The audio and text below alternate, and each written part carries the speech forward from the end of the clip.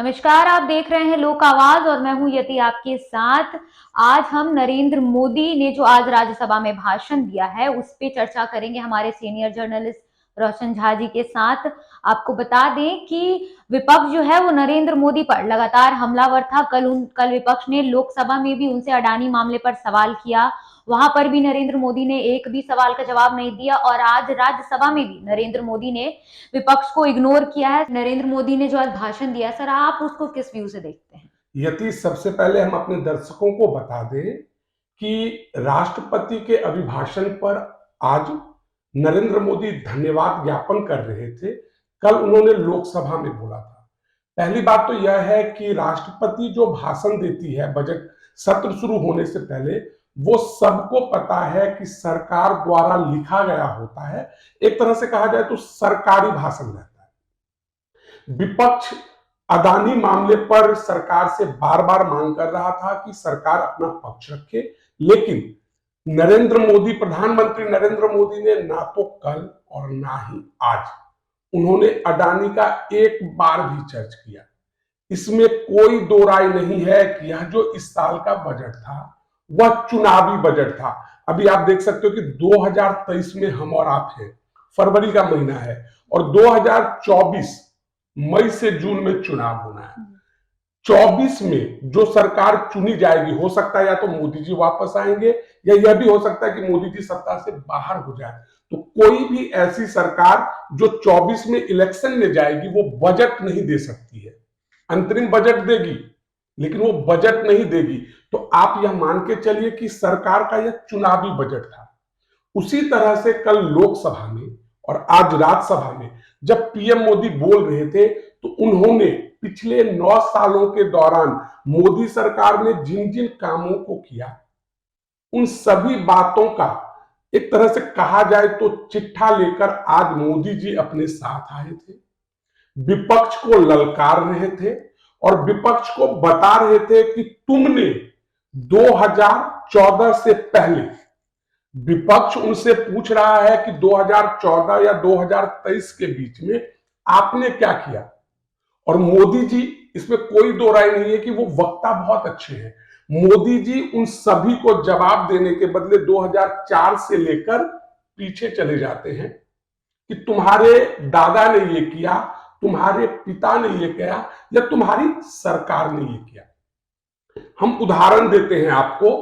नरेंद्र मोदी की सरकार ने शौचालय निर्माण किया, नो डाउट महिलाओं के लिए, गरीब परिवारों के लिए काफी अच्छा काम है। उज्ज्वला गैस योजना का वितरण हुआ, नो डाउट बहुत अच्छा काम है।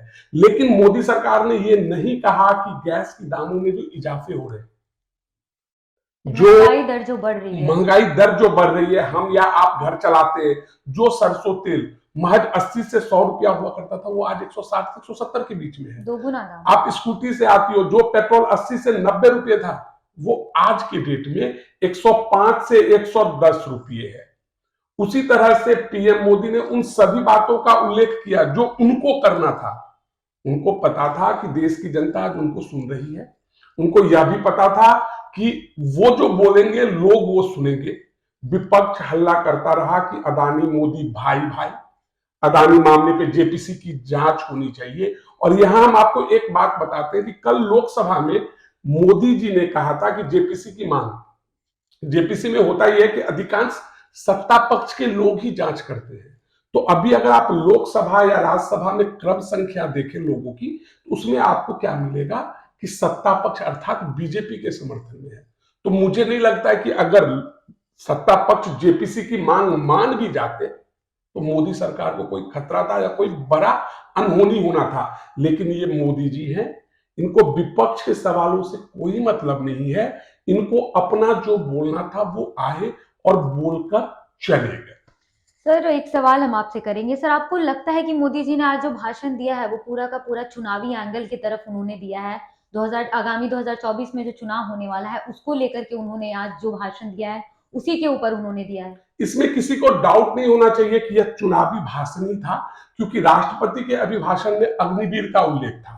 राष्ट्रपति के अभिभाषण में अग्निवीर का उल्लेख था, लेकिन पीएम मोदी कल जो बोले और आज जो बोले उसमें कहीं भी अग्निवीर का उल्लेख नहीं है। या तो पीएम मोदी यही बोल देते कि अग्निवीर बहुत अच्छा है, या तो पीएम मोदी यही बोलते कि हम पहली बार ट्राई कर रहे हैं, अगर जो जो खामियां हमें दिखता जाएगा हम बदलाव करते जाएंगे।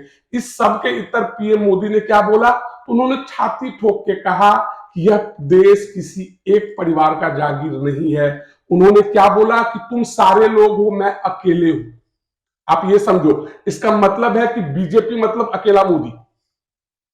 पीएम मोदी जब कहते हैं कि विपक्ष में बहुत सारे नेता और मैं अकेला हूं, उसी तरह से उन्होंने व्यक्तिगत टारगेट भी आज किया गांधी परिवार को।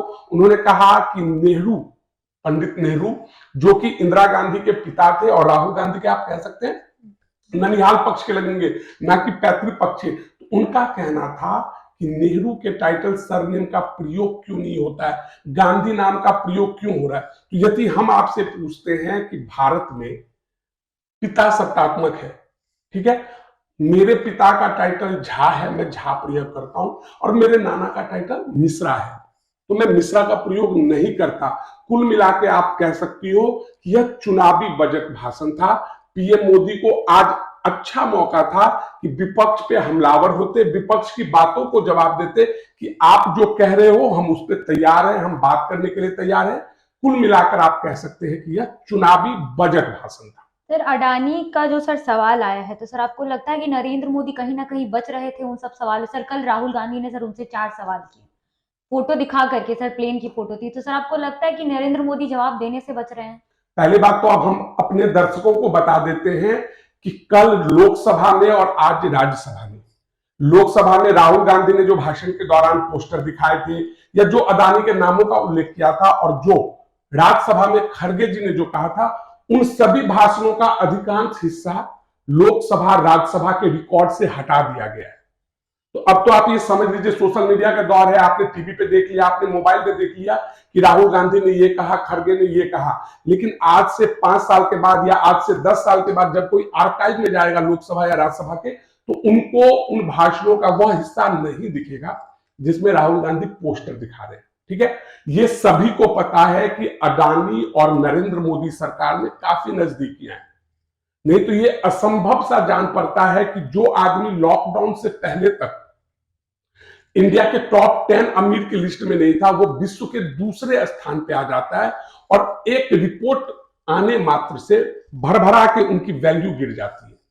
जो कल तक वो विश्व के दूसरे नंबर पे थे, अगर आज की बात करें तो वो टॉप 20 से बाहर है। संभवतः यही कारण है कि विपक्ष, ये कांग्रेस की मांग नहीं है, विपक्ष के सभी पार्टियों का कहना है कि अदानी मामले पर या तो जेपीसी अर्थात ज्वाइंट पार्लियामेंट्री कमेटी से जांच हो या सुप्रीम कोर्ट के किसी जस्टिस के नेतृत्व में जांच हो कि आखिर फर्जी कंपनी बनाकर अदानी जी ने देश की जनता का, आप ये समझो, हम जब किसी को पैसे देते हैं तो विश्वास के साथ देते हैं, अगर उस विश्वास के साथ कोई धोखा करता है, अगर उस विश्वास के साथ कोई खेलता है, तो वो दोषी है। और यह तो जांच का विषय है, लेकिन अभी जो दिख रहा है उसमें लगता है कि अदानी जी ने कहीं ना कहीं खेला किया है। तो इसी के साथ हम अपने दर्शकों से विदा लेते हैं। फिलहाल इस खबर में इतना ही। आगे की तमाम खबरों के लिए देखते रहें लोक आवाज। धन्यवाद।